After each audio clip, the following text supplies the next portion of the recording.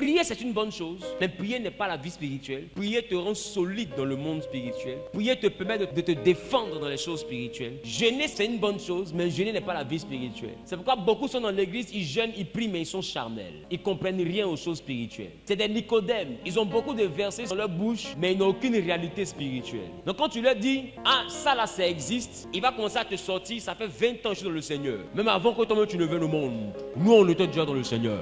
Toi, qu'est-ce que toi tu veux nous apprendre? Ce que tu dis là, c'est des hérésies. Qu'est-ce que tu nous prêches là? Moi, je suis docteur. Ton papa même, je l'ai enseigné. Jésus aussi, Nicodème là. Peut-être qu'il a enseigné Joseph, mais il a enseigné Marie. Il est plus vieux. On dit un vieux docteur.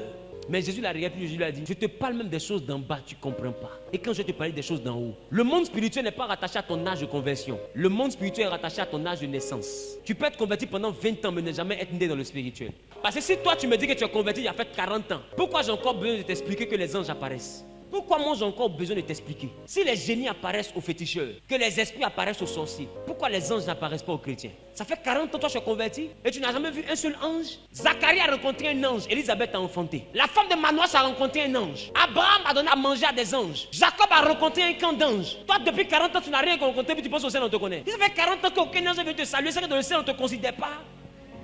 Dans le ciel on ne te considère pas. Tu n'as jamais eu d'expérience spirituelle. Quand on te parle, c'est toi qui prends lourd verset biblique. Mais explique-moi, si le ministère, ce n'est pas le mouvement d'anges, pourquoi Jésus dit durant tout son ministère, Philippe et Nathanaël vont voir des anges monter et descendre sur lui? Les anges montent et puis descendent sur lui, c'est par rapport à quoi? Lui, les pistes d'atterrissage. Le mouvement des anges est utile pour le mouvement de l'onction. Et toi, tu es encore là, on a besoin de t'expliquer des choses basiques qu'on doit apprendre à l'école du dimanche. Et c'est toi qui as le gros verset? Mon ami, tu ne connais rien, assieds-toi, rase ta barbe blanche et puis on va t'enseigner. Le monde spirituel est différent du monde physique et le spirituel existe. Jésus nous a dit, allez, chassez les démons. Il a dit chasser les voleurs, les braqueurs, les démons.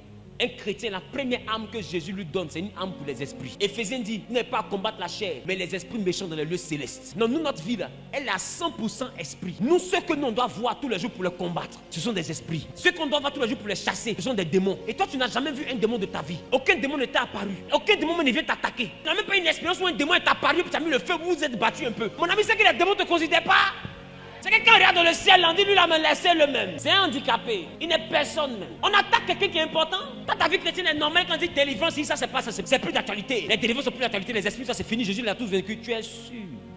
Quand Jésus a tout accompli. Jésus a tout accompli pour la vie éternelle. Il n'a pas tout accompli pour ta vie sur terre. Si tout est accompli, dis-moi pourquoi Jésus dit que chacun se charge de sa croix et me suive.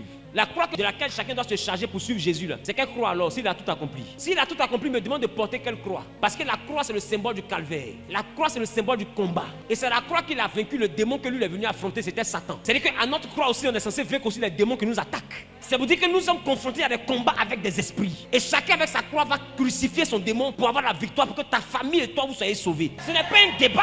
Tu n'es plus censé être l'enfant de ton père. Tu es censé devenir un esprit au milieu des enfants de ton père. C'est pourquoi moi je crois qu'un chrétien dans une famille est plus sorcier que le plus grand sorcier de la famille. Parce que toi tu n'es plus une entité physique, tu es une entité spirituelle. Écoutez, nous ne sommes pas des gens, non. Écoutez, en déplaçant les problèmes, non, on les résout. Il faut